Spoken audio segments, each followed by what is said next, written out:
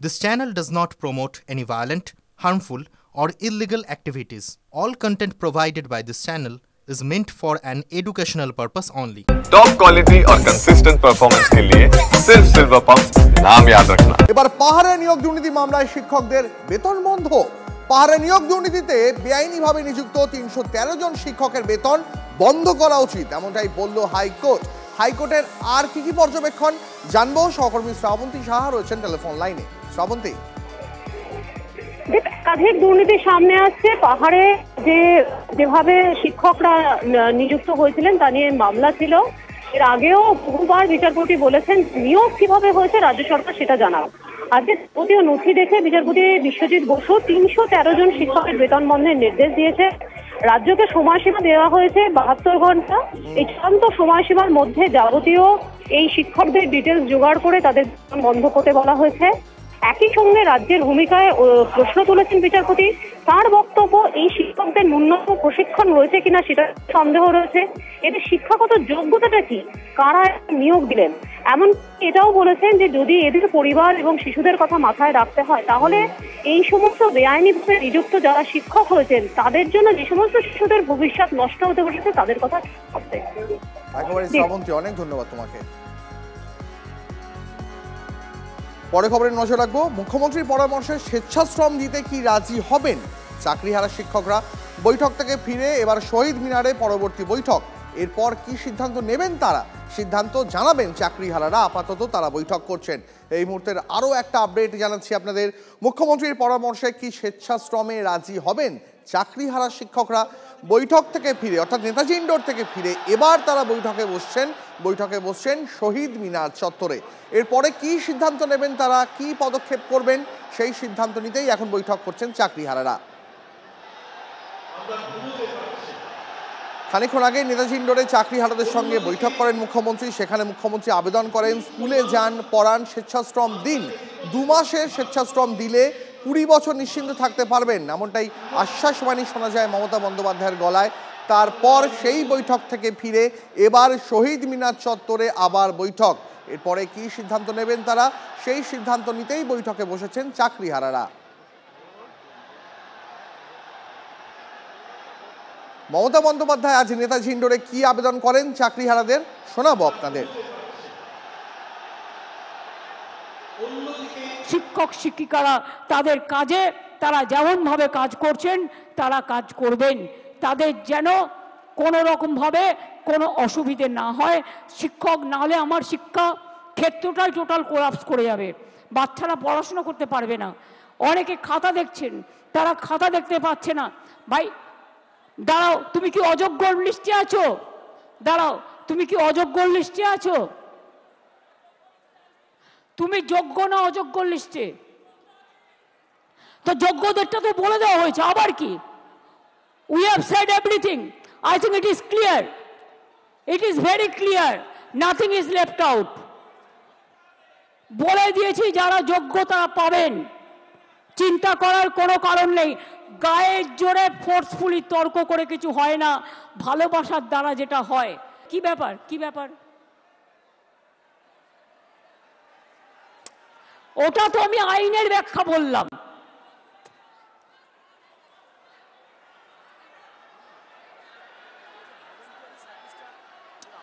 আরে ভলেন্টারিলি বলছি না, শুনুন, আমি কোর্টের ভাষা বলছি।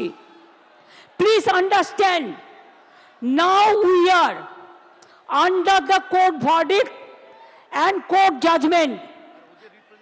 আমি কেন বলছি, কোর্ট আমায় বলতে পারে আমি বাতিল করলাম, তুমি ওদের কেন যেতে বলছো? আমি যেতে বলছি এই কারণে যে কেউ সার্ভিস দিতে পারে ফর হিউম্যানিটি, তাদের সার্ভিস কেউ কাটতে পারে না। সুতরাং কোর্টের আইন মেনেই যোগ্যদের জন্য ওদের পথ দুটো খোলা আছে। মনে রাখবেন, কোর্টের আইনেই দুটো পথ খোলা আছে। সেই পথ খোলা থেকেই আমরা আপনাদের ব্যবস্থা করে দেব যাতে কেউ চাকরি না হারান। আপনাদের কাজ তো করতে পারেন, কে বাধা দিয়েছে? আপনাদের তো গভর্নমেন্ট থেকে টার্মিনেট লেটার দেয়নি। So why you are asking me? Don't repeat this question না, এটা আপনার মাইনাস হতে পারে। বুদ্ধি খরচ করুন, বুদ্ধিমানেরা বুদ্ধি খরচ করে। বুদ্ধি খরচ করে কাজ করুন। এই মুহূর্তে শহীদ মিনার চত্বরে বৈঠকে বসেছেন চাকরিহারারা। সেখানে রয়েছেন আমাদের সহকর্মী সুশোভন। আমি সরাসরি সুশোভনের কাছে চলে যাব, সুশোভনের সঙ্গে কথা বলবো। সুশোভন, মুখ্যমন্ত্রীর আবেদন কি চাকরিহারারা মানবেন? দেখো, ইতিমধ্যে তাদের যে বৈঠক, সেই বৈঠক কিন্তু চলছে। মূলত তারা যেটা মনে করছেন যে তাহলে তারা কি স্কুলে যাবেন না যাবেন না, এবং সেই জায়গা থেকে তারা যদি স্কুলে যান তাহলে কিন্তু তাদের ভবিষ্যৎ কি হবে, যদি তারা না যান তাহলে কি হবে, অর্থাৎ একাধিক প্রশ্ন তাদের মনে রয়েছে। আমার সঙ্গে তারাই রয়েছে। আচ্ছা, মুখ্যমন্ত্রী যে আবেদন করেছেন, সে আবেদনে কি আপনারা সাড়া দেবেন না দেবেন না? মুখ্যমন্ত্রী যেগুলো আবেদন করেছেন সেগুলো ক্লিয়ার করে কিছু বলেননি। মানে আমাদের যে টেন্টেড এবং নন টেন্টেড ক্যাটাগরি, সেটাকে সেগ্রিগেশনের কথা ক্লিয়ার করে কিছু বলেননি। উনি যেটা বলছেন যে সুপ্রিম কোর্ট সেটা দেবে, কে যোগ্য কে অযোগ্য, এই লিস্টটা তো সুপ্রিম কোর্ট দেবে না, দেবে তো এসএসসি। এই জিনিসটা ক্লিয়ার করেনি। তারপরে আমরা কালকে থেকে যে স্কুল যাওয়ার কথা বললেন, এটা কতদিন যেতে হবে, এবং তিনি মাঝখানে বললেন যে এটা ভলেন্টিয়ারি সার্ভিস দিতে বললেন। কেন আমরা ভলেন্টিয়ারি সার্ভিস দেবো কেন? অনেকগুলো অজানা প্রশ্নের সম্মুখে আমরা ফেলে দিয়েছে। এক্সাম নেবে, এক্সাম আদৌ হবে কি না, কী প্রসেসে এক্সাম নেবে, এগুলো নিয়ে কোনো কিছু ক্লিয়ার করে বলেননি। আচ্ছা, আপনাকে আরও স্পেসিফিক করে জিজ্ঞাসা করি, আপনি স্কুলে যাবেন না যাবেন না? এখন তো আমাদের সুপ্রিম কোর্টের অর্ডারে চাকরি নেই, এখন না যাওয়ার পক্ষে আছি। এখন তো যেতে পারছি না, যেহেতু অর্ডার বেরিয়ে। মুখ্যমন্ত্রী তো আবেদন করলেন, কিন্তু খাতা কলমে তো আমরা অফিসিয়ালি এখন অবধি টার্মিনেটেড পাইনি। এখনও ভাবনা চিন্তা করছি আমরা কী করতে পারি। আমাদের একটা সবার সাথে একটা মিটিং হবে, তারপরে আমরা ডিসিশন নিব। এখন কি ডিসিশন তাহলে আসছে না? না, ডিসিশন এখনো হয়নি। ডিসিশন হলেই জানাবো আপনাদের। এখনো ডিসিশন হয়নি, ডিসিশন হবে তখন জানানো হবে। সমস্যা কোথায়? যে সিদ্ধান্ত দীর্ঘ সময় ধরে নিচ্ছে, সমস্যাটা কোথায় হচ্ছে তাহলে? সমস্যাটা হচ্ছে ওই তো সেগ্রিগেশন ঘুরে, যোগ্য এবং অযোগ্য, যোগ্য আর অযোগ্য, এটা সেগ্রিগেশন হচ্ছেই না। না সরকারের তরফ থেকে, না এসএসসির তরফ থেকে, না হাইকোর্ট সুপ্রিম কোর্ট, কোথাও আমরা এটা সুবিচার পাইনি। বাধ্য হয়ে আমরা এখন রাস্তায় নামবো। যদি না হয়, সে মুখ্যমন্ত্রী বলতে পারে যে স্কুল যেতে পারেন, এ করেন ও করেন, কিন্তু সেটা তো আমরা এখন যে মানবো কি মানবো না, শুনবো কি শুনবো না, এখন সময় সাপেক্ষ সেটা। দেখো, আলোচনার বেশিরভাগ অংশই কিন্তু বলছেন যে তাদের রাস্তায় থাকতে হবে, এবং কোথাও রাস্তায় কিন্তু তাদের সেই জায়গা থেকে তাদের একেবারে সুশোভন, তাদের বক্তব্য আমরা শুনলাম। এখনো পর্যন্ত কিন্তু চাকরিহারাদের একটা বড় অংশই তারা ভলেন্টিয়ারি যে সার্ভিসের আবেদন মুখ্যমন্ত্রী মমতা বন্দ্যোপাধ্যায় করেছেন তা মানতে নারাজ। আজ নেতাজি ইন্ডোরে চাকরিহারাদের সঙ্গে মুখ্যমন্ত্রী বৈঠকে যে চাকরিহারারা যাদের কাছে মমতা বন্দ্যোপাধ্যায় আবেদন করেন 2 মাস স্কুলে গিয়ে বিনা বেতনে কাজ করুন, তারা কি প্রতিক্রিয়া জানিয়েছিলেন শোনাবো আপনাদের। আপনারা কনভিন্স? ভলেন্টিয়ার সার্ভিস এই মুহূর্তে আমরা কোনো মতেই রাজি নয়, কারণ আমরা পরীক্ষা দিয়ে নিজের যোগ্যতা দিয়ে চাকরিটা পেয়েছি। আপনারা ভলেন্টিয়ারি সার্ভিস দিতে রাজি? যেটা মোটেই না। কোনো শিক্ষক মহল ভলেন্টিয়ার টিচার হতে রাজি নন।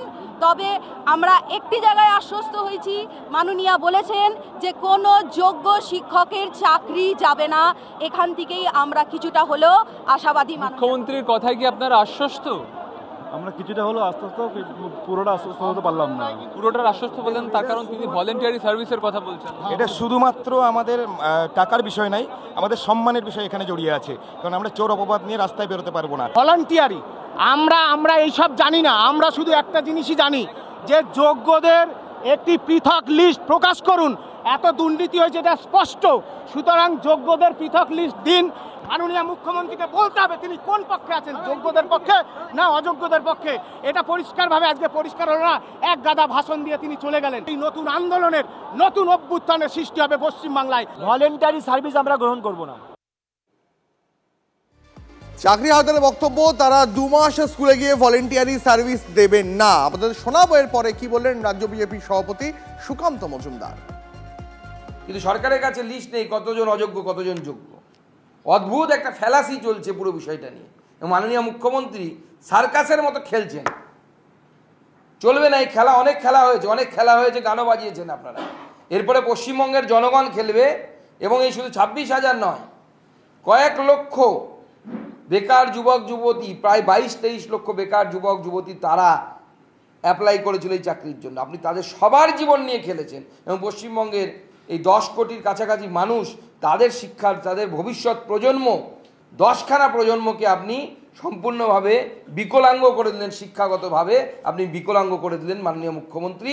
আপনার জন্য পশ্চিমবঙ্গের বাঙালিদের সাথে এই ধরনের ঘটনা ঘটে। চাকরিহারাদের সঙ্গে শুভেন্দু অধিকারী, যোগ্যদের পাশে থাকার বার্তা। পয়লা বৈশাখের আগে যোগ্যদের তালিকা সুপ্রিম কোর্টে জমা দিতে হবে, না দিলে 21শে এপ্রিল মুখ্যমন্ত্রীকে চেয়ারচ্যুত করার হুঙ্কার শুভেন্দু অধিকারীর।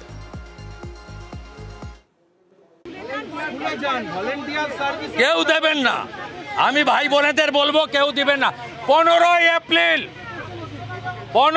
এপ্রিল পয়লা বৈশাখের আগে যোগ্যদের তালিকা সুপ্রিম কোর্টে জমা দিতে হবে। আর যদি না দেন 21 তারিখে চেয়ার থেকে টেনে আপনাকে ঘাড় ধাক্কা মেরে বাংলার বাইরে পাঠাবো। 23 লক্ষ ছাত্র ছাত্রী কর্মপ্রার্থী তারা বঞ্চিত হয়েছে, তাদের জন্য আমাদের সহানুভূতি থাকলো। আগামী 21 তারিখে ওয়েটিং চাকরি প্রার্থী অনেকগুলি যোগ্য শিক্ষক সংগঠন অরাজনৈতিকভাবে নবান্ন অভিযানের ডাক দিয়েছে। আমি বলবো 15ই এপ্রিলের মধ্যে সুপ্রিম কোর্টে যোগ্য তালিকা আপনি প্রকাশ না করলে 21 তারিখে পতাকা ছাড়া লক্ষ মানুষ নবান্নর দিকে যাবে। আমাদের ডাকলে আমরা পতাকা ছাড়া, রাজনৈতিক স্বার্থ ছাড়া যোগ্যদের পক্ষে নবান্নর সামনে ধর্ণা, অবস্থান, বিক্ষোভ, জেলে যাওয়ার জন্য প্রস্তুত আছি। পরিষ্কারভাবে কথা আমরা বলে গেলাম। চাকরি বাতিলের রায় পুনর্বিবেচনার আর্জি জানাবে রাজ্য। কারা যোগ্য ব্যাখ্যা চাইবে শীর্ষ আদালতের কাছে। তবে রায় যাই হোক, সব পথই খোলা রাখছে সরকার, এমনটাই জানালেন মুখ্যমন্ত্রী মমতা বন্দ্যোপাধ্যায়। আমি এখন ভবিষ্যতেরটাও বলে রাখছি। ধরুন ক্লারিফিকেশনে বলে দিল না, চাকরি করা যাবে না যতক্ষণ পর্যন্ত ফ্রেশ অ্যাপয়েন্টমেন্ট হবে না। আমায় দুটো দিক ভেবে রাখতে হচ্ছে, কোনটা মাইনাস হতে পারে, কোনটা প্লাস হতে পারে। ইফ ইট ইজ মাইনাস, তাহলে আমরা কি করব? মাইনাসেরটা আমার না বলাই ভালো, আমার মাথায় কিছু আছে। আমি ধরে নিচ্ছি এটা প্লাস হবে। প্লাস মানে নিশ্চয়ই ক্লারিফাই করে let the good sense prevails, এবং তারা যারা যোগ্য তাদের চাকরি না কেড়ে নিয়ে তাদের কাজ করবার সুযোগ দেবেন। বাই চান্স যদি না দেয় তাহলেও মনে রাখবেন, যারা যোগ্য তাদের চাকরি নিশ্চিন্ত করার দায়িত্ব সরকারের।